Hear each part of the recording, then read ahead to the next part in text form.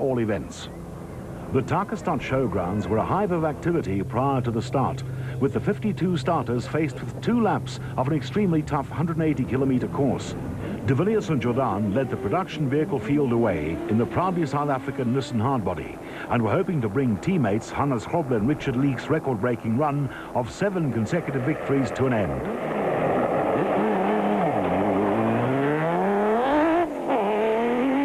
Harkes and Berthold shared the drive in the bat, and it was Brandon Harkes who had the honour of leading the special vehicle field away. They came so close to winning the Oven Fresh Biscuits 500 and had issued a challenge to their rivals on the Queen Motorspares Tarka 400, catch us if you can.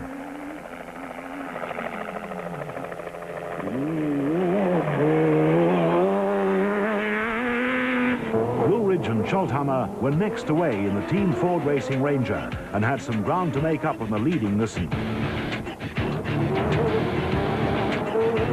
Unlike the rest of the field, they only had the dust of 2 vehicles with which to contend.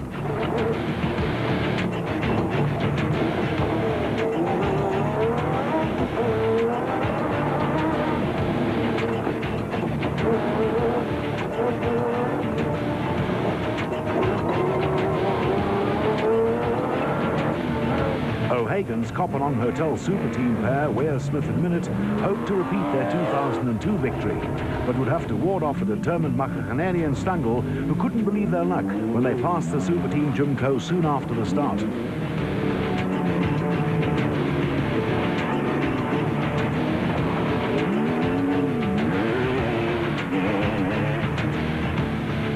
Diamond prospector Gerard Duplessis and wife Quirby have a do-or-die approach and usually pile on the pressure right from the start.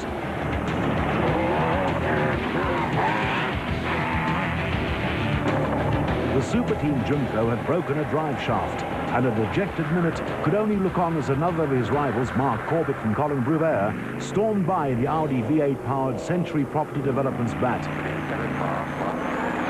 On board Reinecker and Harton's Castrol Toyota Land Cruiser. Right. 150, 90 left and stop for road crossing. 150, 90 left and stop for road crossing. Let it work. They had 3.5 minutes to make up on leaders De Villiers and Jordan, which would be difficult in the dusty conditions.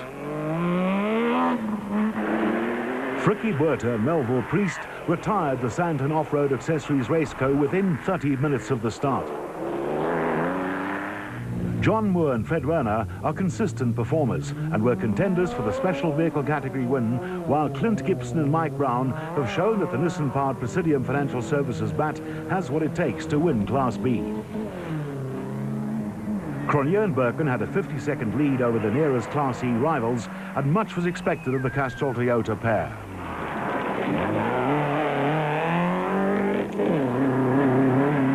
Class D leaders Haasbroek and Skippers started 11 seconds later, and it was now evident that the choking dust would be a major problem for the bulk of the field, with 33 seconds separating the next 7 starters.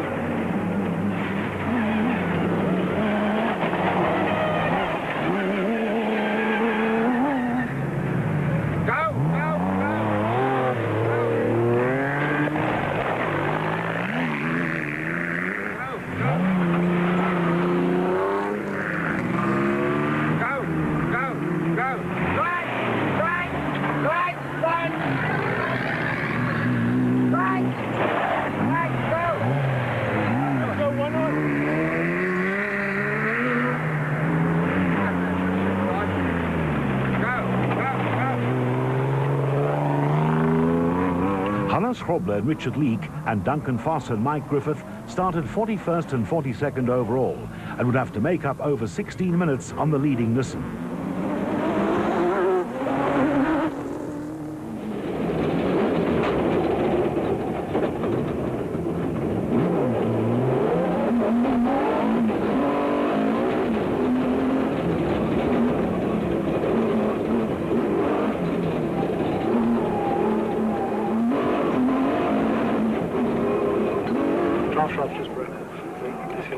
Try and put a new one up. This is how off-road racing is meant to work. Am I right, Jono? I think so. Yeah. What follows are the highlights of the production vehicle category battle, and what a battle it was. De Villiers and Jordan had matters all their own way at the front of the field. The Queen Motorspares Tarka 400 route included over hundreds of contour drains, which kept the vehicles airborne for long sections of the race.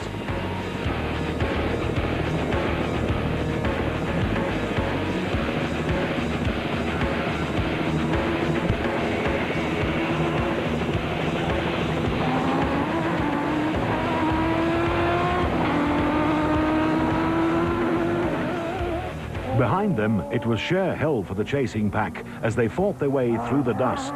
Woolridge and Scholthammer were second in the Team Ford Racing Ranger, but unable to make any impression on the leading proudly South African Nissan because of the dust.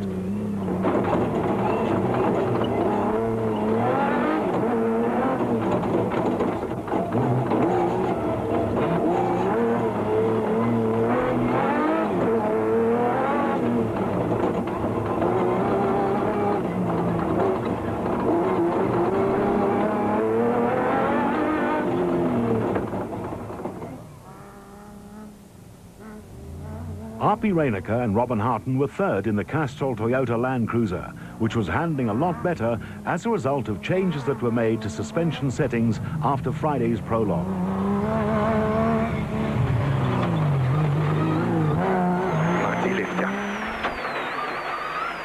1,200 meters, T-junction right. Keep left.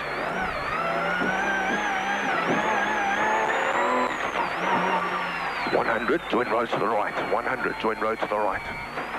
Right way. Join road to the right. 1.2 kilometers straight on through gate. 1.2 kilometers straight on through gate. Class E Championship leaders Mark Cronier and Chris Birkin held down fourth place in the Castrol Toyota Hilux 2.7i and had a comfortable lead over a horde of Class D vehicles and nearest Class E challengers Chris Visser and Jaapie Badenhorst in the Castrol Toyota Hilux. All vehicles competing in the SA Off-Road Championship, presented by ABSA, are required to be fitted with a rear-facing yellow spotlight to enable pursuing competitors to have a reference point, especially in thick dust.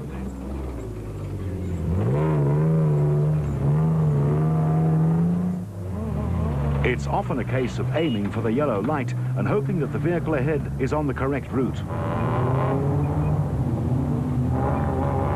Class D Championship leaders Johan and Martinez van der Merwe were 10th in the Giovanni Coltradeo and being chased hard by Visser and Badenhorst in the Class E Toyota.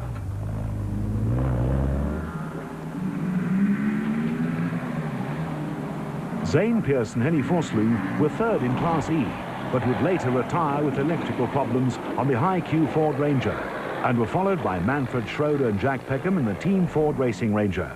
They were slowed by a broken engine mount and would later lose a lot of time with a broken torsion bar, which they replaced at the trackside by using a spare from Pierce's stranded vehicle.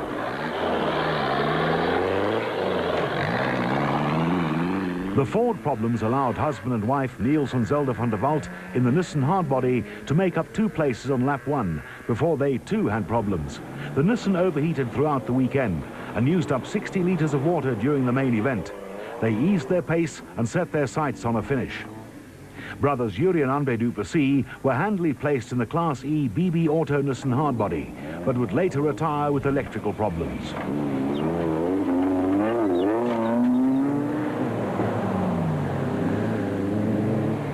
Hannes Steen and Ferdy Seegers were slowed by turbo problems on the Toyota Hilux KZTE. They'd only finished once in 4 starts this season and were determined to soldier on to the finish with an engine that was down on power.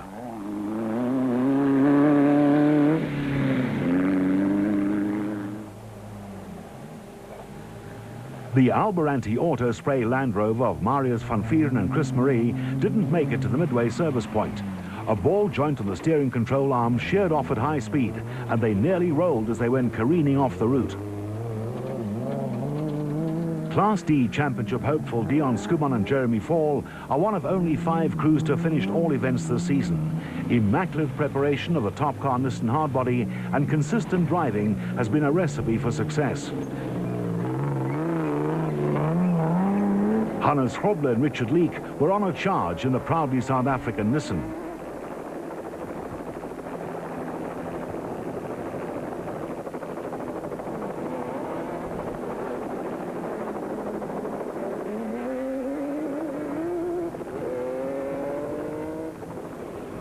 They had carved their way through the field and closed to within 9 minutes of leaders de Villiers and Jordan. Whether or not they could overtake their teammates was another question.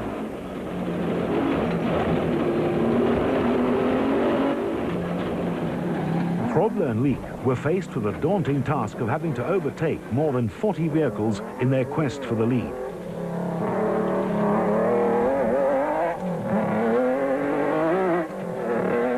It was not all that easy, as the onboard camera shows.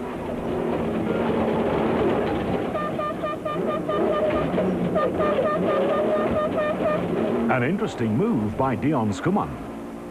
Duncan Foss and Mike Griffith started on the same second as Krobler and Leek, but had dropped back and now trailed their teammates by 1 minute and 40 seconds.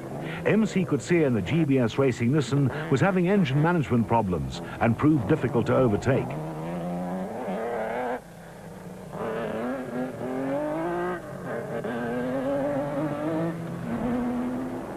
Foss, who previously drove a Class D Nissan, is the reigning production vehicle drivers champion and has adapted well to the more powerful Class T Nissan.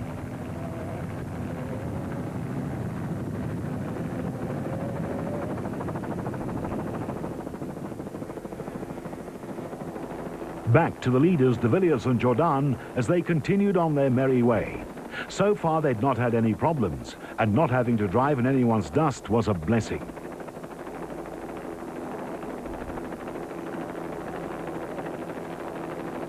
Crews and vehicles took a pounding on the contour drains, which resulted in a number of retirements due to suspension failure. The de Villiers Nissan is similar to the one he raced in this year's Dakar. It features a space frame or tubular chassis with independent suspension all round, whereas the Krobler and Foss Nissans have the original chassis and live rear axle.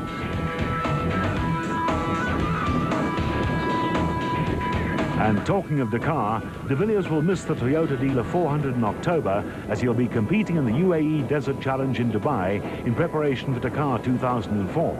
Sensibly, Nissan Motorsport uses the SA Off-Road Championship, presented by ABSA, as a test bed for its Dakar vehicles, as local conditions are regarded as being some of the toughest in the world. Second-placed Woolridge and Scholthammer were now 1 minute 41 seconds behind the Nissan. They have also competed in the Dakar event and finished third in the T1 category class in 1999. They're trying to raise money to contest Dakar 2004 in the Team Ford Racing Ranger, which they believe has what it takes to win the event.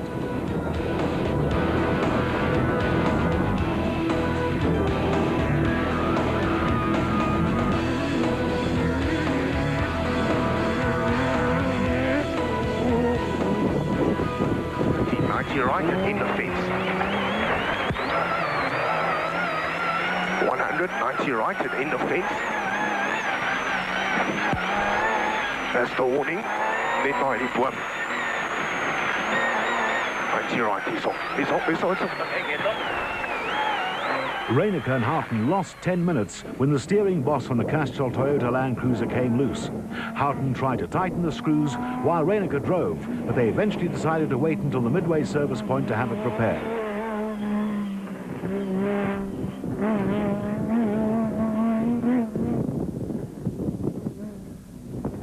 Hannes Krobler and Richard Leek continued carving their way through the field in the proudly South African Nissan hardbody. They were now fourth overall and only had a few more special vehicles to overtake before they were clear of the dust.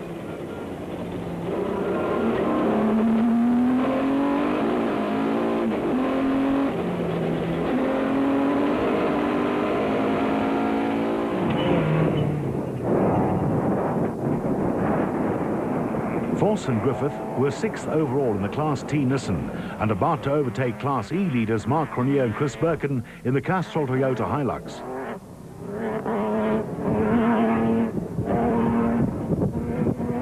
Father and son, Cliff and Louis Weichold, were the new Class D leaders in the N1 4x4 Toyota Land Cruiser, after the front wheel knuckles bolt on early leaders Haasbroek's Toyota sheared off. Cox and de Steerge were second, but would soon retire with steering failure on the Arnold Chatzkars Nissan, while GBS Nissan pair Coetzee Labuschagne and Johan Gerber were third in Class D.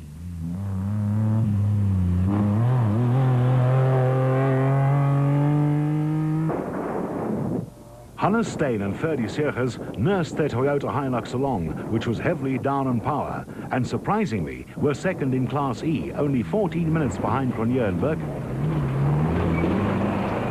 Barberspun farmers Chris Visser and Jaapie Badenhorst were third in Class E, but were about to be overtaken by Scott Abraham and Richard Carolyn in the Atlas Copco Chicago pneumatic Jeep, which started 49.